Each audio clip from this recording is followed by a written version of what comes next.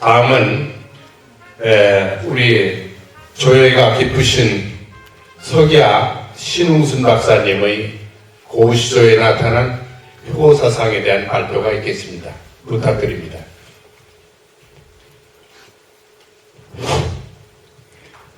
안녕하십니까. 저한테 주어진 주제가 고시조에 나타난 효사상입니다. 거미가 이제 고시조이고요. 연말에서 조선 후기 넓게 접근하는 이제 개화기까지 볼 수가 있는데요. 제가 논문을 쓴 방법은 기납 형식으로 이렇게 했습니다. 여러 가지 우리나라 고시조를 고시조의 효 사상이 나타난 시조가 무엇인가 했더니 사례를 검토하고 이것을 요약하는 방법으로 그렇게 정리를 했습니다. 이제 정리를 하면서 자료를 검토를 해보니까 우리나라 시조집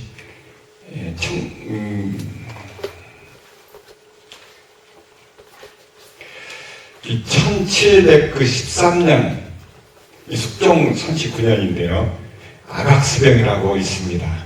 최초의 시조집이라고 볼 수가 있는데요. 병화 가곡집이 1109수가 수록되어 있고요. 다음에 1724년 영조 4년 청구영원이 약 한 580수, 그리고 1769년 영조 45년이죠. 해동가요가 약 568수, 그리고 이제 1876년 고종 13년에 가곡원류가 856수, 그리고 1972년 신재환 교수의 교반 역대 시조 전서가 약 3335수, 그리고 1992년 박을수 교수님께서 조사한 한국 시조 대사전이 5492수가 됩니다. 약 한 5500수가 정도가 되죠. 이것은 개화기 시조까지 포함해서 이렇게 되어 있습니다. 약 우리나라 고시조가 5500여 수가 됩니다. 우선 대상으로 효에 관한 시조 사례를 조사를 이렇게 했었는데요. 이것을 다 읽을 수가 없어서 저는 고시조 고려 말에서 개화기까지 쓴 시조를 5권으로 정리를 했습니다. 10년 정도, 한 20년 정도 걸렸나요? 마지막까지 5권이 얼마 전에 출간이 되었습니다. 거기에서 고시조를 뽑았었는데 약 한 500여 수를 제가 언급을 이렇게 해줬어요. 500여 수를 갖고 거기에서 효사상에 관련된 그런 시조를 봤더니 우리나라 고시조의 효사상이 실린 그런 시조가 그리 많지 않은데 깜짝 놀랐습니다. 보통 시조하면 효사상이라고 이렇게 충효 사상이 이렇게 우리 연상이 되는데요. 이렇게 참 많지가 않구나. 다만 효에 관련된 그 시조죠. 그게 불과 미식수밖에 안 돼요. 이게 물론 이제 오륜이나 충효, 우리 이런 거에 같이 들어있는 것들이 상당히 많이 있고, 그런데 아무튼 깜짝 이렇게 놀랐는데, 그렇다고 해서 그게 작은 수가 아니라는 것을 다른 시조들과 연기되어 있기 때문에 말씀드릴 수가 있고, 그것이 이제 선에 들어가면서에 들어가 있고요. 이것을 어떻게 정리를 해야 할 것인가 상당히 고민을 했어요, 제가요. 효사상 하면 효사상이 어떻게 사상으로 무엇이 정리되었는가 이런 구체성이 없어서 저는 잘 몰라가지고 1차적으로 형식과 내용으로 이렇게 정리를 제가 해봤습니다. 형식은 교훈으로서의 시조하고 자기 체험으로서의 시조, 또 도리로서의 시조, 이렇게 세 가지로 구분을 일단 해봤고요. 내용으로는, 효 내용으로는 무엇이 있을까? 상당히 추상적인 것이어서 굉장히 이쪽 굉장히 고민을 많이 했어요. 어떻게 이것을 분류를 할까 하다가 이제 여러 한 몇십 수를 조사를 해보니까 몇 가지 주제로 좀 나눠지더라고요. 보온이라든지 기원한다든지 슬픔, 회한, 떳떳함, 공경, 당위성, 두려움, 이런 정도로 나눌 수가 있었어요. 이 목적은 효 사상이 고시조에서 어떻게 구현되고 있는가, 이 형식과 내용으로 정리를 했는데요. 우선 현 시대의 효를 재정립하고 효 잣대를 제시해 주는 데에 대한 어떤 자각과 반성이 될 수 있는 그런 기회가 되길 바라는 마음에서 이 논문을 제가 쓰기 시작을 했습니다. 이제 본론으로 들어가세요.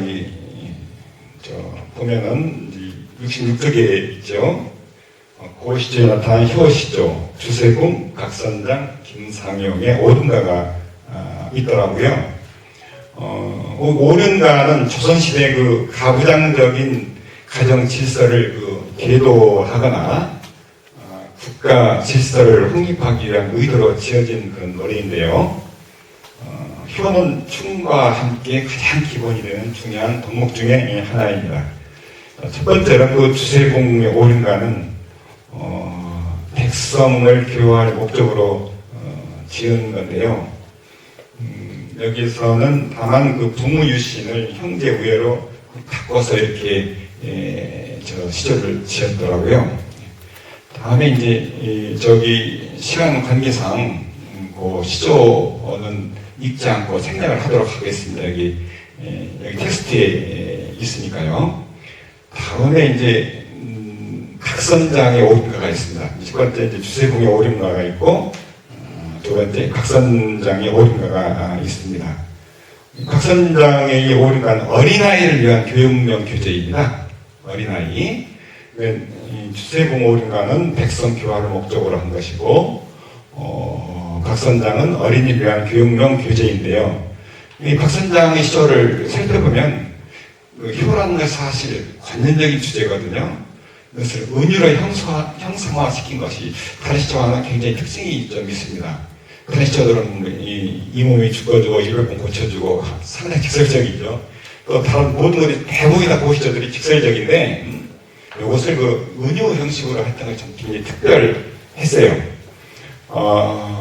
그리고 또 하나는 이제 그리고 이 각선장의 오륜에는 끝에 난이라는 걸 덧붙였는데요. 이 난은 노래의 끝을 뜻하는데 이것은 그 오륜의 필요성을 강조를 이렇게 한 것입니다. 다음에 김상용의 오륜가가 있는데요. 김상용의 오륜가 역시 백성을 교화할 목적으로 지었습니다. 근데 이 김상용의 오륜가의 그 특징은 굉장히 뭐뭐 하여라라는 명령어로 되어 있어서 상당히 오륜가 계열 중에서 교훈성이 가장 선명하게 표출된 그런 시조입니다.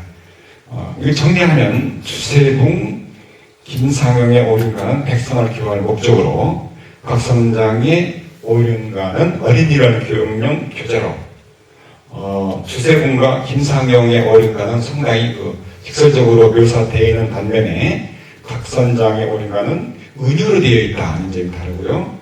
김상용의 오륜가는 오륜가 계열 중에서 가장 교훈성이 강하게 표출되어 있다, 이렇게 말씀드릴 수가 있습니다. 다음에 이제 정철의 훈민가인데요. 이 정철의 훈민가는 많이 알려져 있죠. 훈민가 16수인데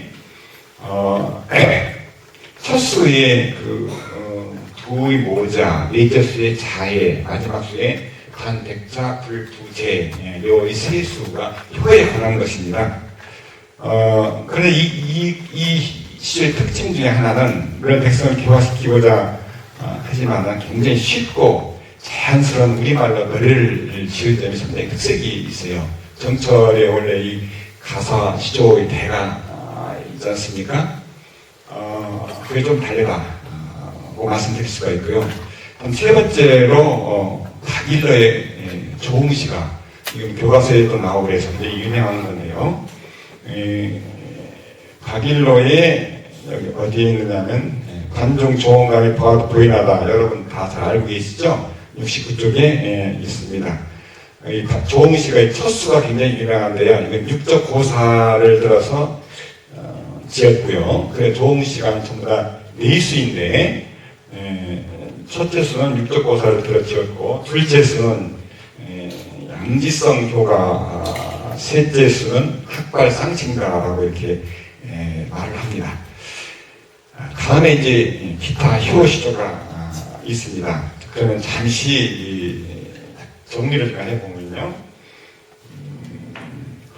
주세공의 오륜가, 박선장의 오륜가, 김상혁의 오륜가.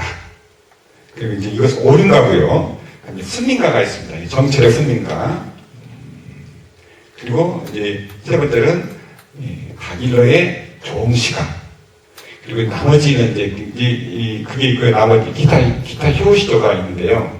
기타 효시조에는 노진의 모부인 수행가라고 해서 노진 장수를 기원한 노진, 간포들을 노래한 허정, 예, 남원군, 김천택, 신원조, 박효관 간포들을 노래를 했고요. 역시 김진태, 익종은 효명세자, 이제 일찍 돌아가셨죠, 이분요. 효명세자 익종은 어머니 순원왕후의 진차년에 인허를 바쳤는데, 진차년은 왕이나 왕비가 6순, 7순 때 행하는 그런 행사인데요. 그리고 기타 이제 효시조가 있고, 이에 이제 춤과 함께, 춤과 효가 우리나라의 가장 기본이 되는 덕목인데요. 기타 춤효가 같은 시조에 같이 들어있는 게 있어요. 예, 그것이 이제 권호문의 한거 18곡의 첫째 수, 날기설의 강호 국가의 9째 수 중 첫째 수, 김수장, 이런 데서 볼 수가 좀 있었습니다. 여기 외에 메시들이 있긴 했었는데, 또 뭐 윤선도의 경외여 같은 거 있긴 있었어요. 그거 메시를 제가 뺐습니다. 불량거만을 뿐더러 겹치는 것이 좀 있어서 빼도 무방하다고 빼도 논문을 썼는데 무방하다고 생각해서 제가 이렇게 자기적으로 이렇게 뺐습니다. 이거 이제 결론으로 들어가면요, 그 표를 이렇게 이제 참고를 한번 보시죠. 이제 이거를 75쪽에 지금 거기 나오며라고 되어 있죠. 주세붕, 박선장, 김상영의 오륜가와 정철이 훈민가, 박일러의 조홍시가 등 면시조기를 선택해보았고, 기타 노진, 윤선도라고 되어 있는데, 윤선도 뺀 것을 제가 이걸 정리를 하다가 이걸 여기다 넣어버려서 빼지 못했어요. 항상 제가 이 책을 상당히 많은 책을 썼는데, 항상 후회를 하는 게, 책을 내보면 꼭 잘못된 오작팔자들이 나와가지고 굉장히 저를 괴롭히고 있어서, 이 책 쓰기도 참 무섭구나라는 그런 생각이 들어요. 이제서 이걸 또 오늘 아침에 다시 정리를 하려고 보니까 이게 발견됐어요. 윤선도를 빼시면 되겠습니다. 그 표를 나타내면 76쪽에 있거든요. 그것을 이제 효가 어떤 되게 추상적이고, 그래서 이걸 어떻게 정리를 할까 굉장히 고민을 하다가 제가 말씀드렸죠. 형씨가 내용을 일단 정리를 하자. 이것은 뭐 자의적인 정리지 특별히 어떤 이게 정의되어 있는 것은 아니거든요. 그걸 감안해서 보시면 될 겁니다. 교훈으로 되어 있는 게 있고요. 거기 쭉 되어 있죠. 형식 내용, 그리고 체험, 도리 이렇게 되어 있고요. 그리고 이제 내용으로 보면 아까 제가 말씀드린 보훈, 강의, 해안 공경 등등 이렇게 되어 있고요. 이것을 뭉뚱그려서 결론을 제가 맺어보도록 이렇게 하겠습니다.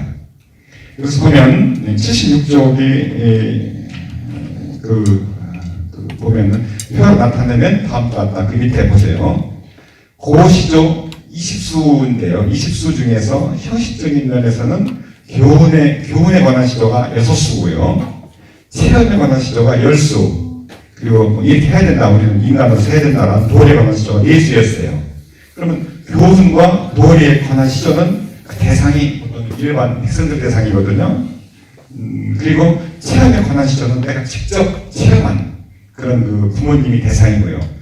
그래서 이 대상으로 본다면 시조가 반반이죠.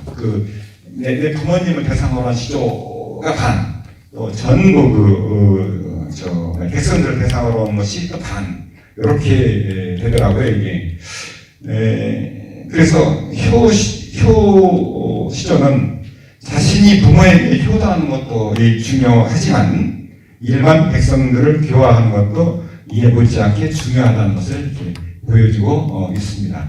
지금 현대 시조는 전부가 자기 자신에 대한 체험에 이제 우러나온 그런 시조들이거든요. 지금 현대 시조는 그렇거든요. 그런데 이제 조선시대 시조는 그것이 반반이다, 이렇게 볼 수가 있고요. 내용적인 면에서 보면 보은이 5수, 오래 사시라는 건 기원이 4수, 굉장히 슬픔이 그런 부모님에 나왔던 그런 일찍 가슴에 대한 슬픔이 1수, 회한이 5수, 떳떳한 것이 1수, 공경이 1수, 당위가 9수, 두려움이 1수, 이렇게 분석되는데 상당히 적지요, 이 수가. 적은 것을 또 이렇게 분류하다 보니까 더 적어졌습니다. 그래서 이 보은하고 기원과 회한의 시조가 타 시조에 비해서 비중이 높은 것은 이 세 감정이 인간 그런 번연의 본능에 가깝기도 하지만 거기에 충실할 수밖에 없는 그 당시 사회와 그 시대의 분위기와도 밀접한 관계가 있지 않나 생각이 듭니다. 효는 오륜의 제1의입니다. 부모가 살아계실 때 섬겨야 하는 최소한의 윤리 덕목입니다. 효는 예로부터 지금까지 시대마다 인간에게 끝없는 그 화두를 이렇게 던져왔는데요. 참 조야한 그런 분석이긴 하지만 이 언급한 시조들이 하나의 대표성을 가진다고 볼 때 효에 대한 분석은 현 시대를 사는 우리들에게 하나의 시사점을 줄 수 있다고 생각을 합니다. 이 본고를 통해서 현 이 작금의 이 시대를 다시 한번 되돌아봤으면 좋겠다는 생각을 해 보았습니다. 고맙습니다. 예. 대학에서 단연간 교편을 잡으셨던 석야 선생께서는 고시조 20수를 형식과 내용면으로 나누어서 잘 정리해 주셨습니다. 시간을 잘 지켜주셔서 감사합니다. 다음에는 여기 이어서 고시조에 나타난 효사상에 대한 논평을 지리산문학관 관장이시며 국제팬 한국본부 결의시조진흥위원장이신 김윤승 박사께서 해주시겠습니다. 부탁드립니다. 반갑습니다. 이렇게 한국효문화의 전당 대전 뿌리공원 효월드 한국효문화진흥원에서 우리 한국시조협회와 한국효문화진흥원이 공동 주최하는 효시조 학술대회에서 이렇게 논평을 또 시조학의 대가이신 신흥순 교수님의 논문에 대한 논평을 하게 돼서 영광입니다. 기회를 주신 시조협회와 효문화진흥원에 감사드립니다. 논평문을 읽도록 하겠습니다. 수많은 고시조를 탐색하여 효사상을 지닌 시조를 골라내어 논리를 전개하시느라 노고가 크셨습니다. 효도라는 것은 아들, 딸이 어버이를 잘 섬기는 것이니 유교 교육을 받지 않아도 인간이라면 타고난 덕성일 것입니다.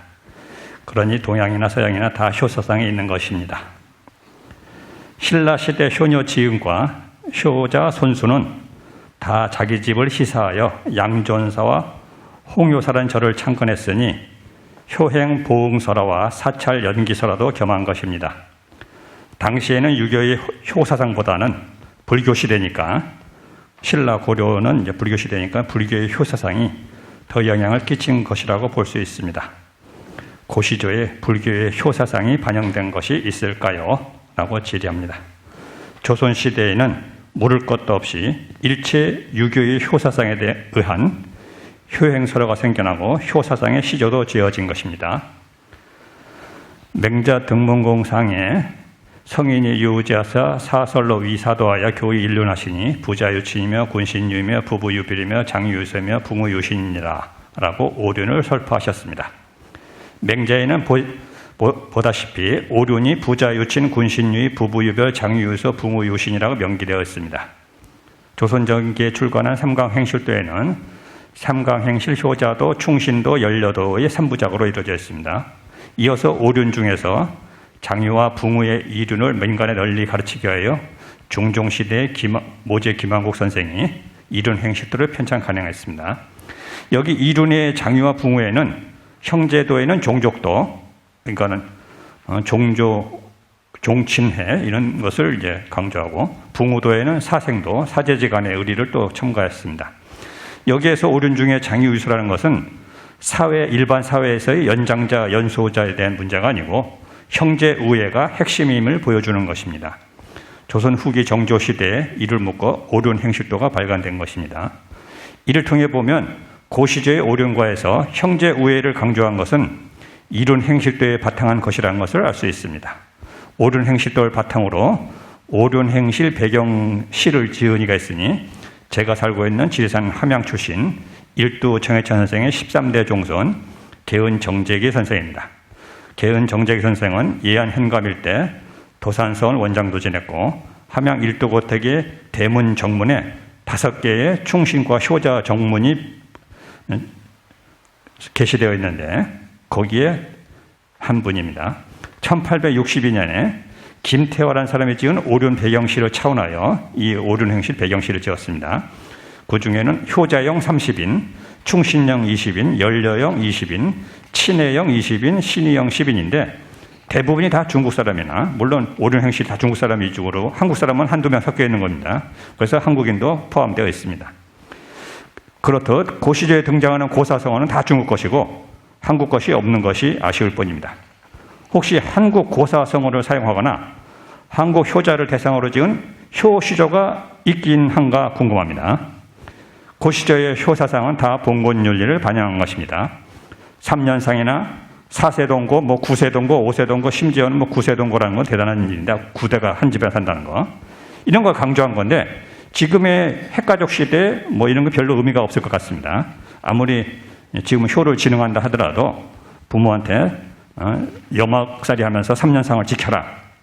또 4세가 한 집안에 살면서 맨날 티격태격 싸우라. 이렇게 강조할 수는 없는 거겠죠. 현대 시조의 핵가족에 맞는 효 사상으로는 어떤 것이 적합한 시조인지 혹시 분류 추출이 가능할까요? 하고 궁금한 것을 여쭤봅니다. 이 유교나 불교에서도 효자가 극락에 간다. 효자가 아니면 극락을 못 간다라고 했고, 도교에 있어서도 천하의 무불효저 신선이라 천하의 불효한 신선은 없다 해서 효를 강조한 정명충효다라는 도교도 있습니다. 그와 같이 유불도 3교에 있어서도 다 효 사상을 강조했고, 또 제가 일도 기념사 앞에 이사장으로 있는데 일도 정해찬 선생도 동국 18년이고 동방 5년이지만 문묘에 모셔져 있는데 문묘에 모셔진 18년 중에 효자 아닌 사람은 한 명도 없습니다. 불효자가 문묘에 모셔진 경우는 단 한 건도 없는 거죠. 그렇기 때문에 동국 18년의 효사상도 탐구할 가치가 있다고 생각이 됩니다. 이건 그냥 첨부한 것이고, 아까 3가지 궁금한 거에 대해서 우리 신홍생 교수님께 여쭤봅니다. 네, 감사합니다. 언제나 우리 김윤승 박사님은 경쾌하십니다. 군 누더기가 없어요. 여러분 심심하니까 박수 한번 쳐주세요. 고시조의 불교의 효사상이 반영된 것이 있겠느냐? 한국 고사성어를 사용하거나 한국 효자를 대상으로 지은 효시조가 있긴 하느냐? 현대시대의 핵가족에 맞는 효사상으로는 어떤 것이 적합한 시조인지 분류, 추출이 가능하냐? 요 3가지 질문을 답변해 주시기 바랍니다. 다음에 우리 김윤성 박사님의 질의에 대해서 우리 신흥숙 박사님께서 간단하게 답변을 해주세요. 예, 감사합니다. 고시조의 불교의 효사상이 반영된 것이 있을까요? 이게 첫 번째 질문이거든요. 전 아직 찾지 못했습니다. 좀 더 찾아봐야 할 것 같습니다. 저한테 숙제를 좀 주신 것 같은데요. 그의 것도 좀 찾아봐야 되지 않을까. 좀 좋은 그런 질문이라고 저는 생각을 합니다. 그런 생각을 하지 못했습니다. 양해를 좀 제가 답변 드리지 못해서 정말 죄송합니다. 또 하나 좋은 지적을 해주셨는데요. 두 번째 질문은 한국 고사 성어를 사용하여 지은 효시조가 있는지요? 그랬거든요. 대부분이 전부 다 참 죄송스럽습니다만 중국 고사를 많이 활용을 해서 지은 시조들이 대부분이었었어요. 이것도 제가 한국 고사 성어를 전혀 생각을 제가 못했어요. 이게 이제 그러면 이걸 조사를 하려면은 한국의 고사 성어가 무엇이 있는가 이것부터 이제 살펴보고 난 후에 이제 고시조에서 인용하거나 그 뜻으로 무엇이 있는지를 살펴봐야 하는데 그것은 제가 한국 고사 성어를 잘 몰라서 엊그제서 제가 이걸 좀 한번 인터넷을 찾아서 급해서 찾아봤습니다. 이런 것들이 있더군요. 뭐 마의태자, 효녀지은, 이심전심, 뭐 신토부리, 홍익인간, 해동공자, 두문분출, 함흥차사, 이판사판, 뭐 자린고비, 뭐 이런 것들이 있더라고요. 그래서 이런 것들을 갖고 시조를 쓸 수 있겠구나라는 생각을 했는데 아마 이런 주제를 갖고 쓴 것들은 현대 시조에 나타나지 않았는가 이제 그런 생각을 해봅니다. 저한테 주어진 것은 범위가 고시조이기 때문에 고시조만 제가 이렇게 분석을 제가 한 거라서 현대 시조는 제가 좀 생각 밖이라서 그런 생각을 못했습니다. 이것이 후학들의 논문거리가 되었으면 좋겠다는 그런 생각을 이렇게 해봤습니다. 굉장히 날카로운 지적을 이렇게 해주시고요, 주셔서 고맙고요. 찾지 못해서 죄송합니다. 예. 또 하나는 예, 말씀하세요. 네, 한국 효자를 대상으로 지은 효시조가 있느냐가 세 번째 질문이거든요. 이것은 한국 효자를 대상으로 해서 지은 효시조거든요. 이것은 삼강행실 효자도나 옳은 행실도 등에서는 효를 본받을 만한 행동을 한 효자들이 이야기와 함께 그림으로 설명한 것은 있는데 이것도 저 찾아보지 못했습니다. 찾아보지 못한 것만 저한테 잔뜩 숙제만 이렇게 주셨어요. 굉장히 제가 깜짝 놀랐습니다. 그리고 네 번째 질문이요. 뭐냐면 현대 핵가족에 맞는 효사상으로 적합한 시조로 어떤 것이 있는지 분류 추출 가능할까? 이것도 제가 사실 못했거든요. 할 수가 없어가지고. 이건 제가 그래도 분류해본 효에서 찾아보면 어떨지 분류를 했거든요. 분류를 했기 때문에 거기서 찾아보면 아마 좀 있을 것이라 저는 생각이 듭니다. 효는 어쩌면 사람이 본능이지 않을까 이제 이런 생각을 해서 예나 지금이나 똑같지 않을까, 변함이 없을까, 전 그런 생각을 이렇게 해요. 그렇다고 본다면 효지는 진흥센터에서 나름대로 이런 선정을 해서 계도를 해보면 어떨까, 이제 그런 생각을 제가 해봤습니다. 우리 한학자이신 김윤승 선생님께 좋은 조언 주셔서 감사드립니다. 고맙습니다. 예. 저는 솔직히 말씀드려서 답변하신 김윤승 박사님보다 질의를 하신 김윤승 박사님보다 답변하신 신흥숙 박사님의 양심적인 그러한 인성에 박수를 보내고 싶어요. 고시조에 나타난 불교 효사상은 아마도 고려대학교 정신문화연구원에서 나온 시조 대사전을 저도 한번 살펴보려고 합니다. 그 다음에 두 번째는 우리 시조인들에게 과제가 될 것이고, 세 번째는 현대 시조의 핵가족에 맞는 효사상으로 어떤 것이 있느냐 하는 얘기인데, 이것은 현대 시조의 효사상에 대한 정립이 먼저 선행돼야 될 것 같아요. 효사상이란 도대체 뭐냐 하는 것을 구체적으로 정립해 놓고 차후에 여기에 적합한 시조를 분류하는 것이 순서일 것이다. 아주 김윤승 박사님께서 원래 학식이 깊으시기 때문에 어려운 문제만 골라서 질문을 하셨어요.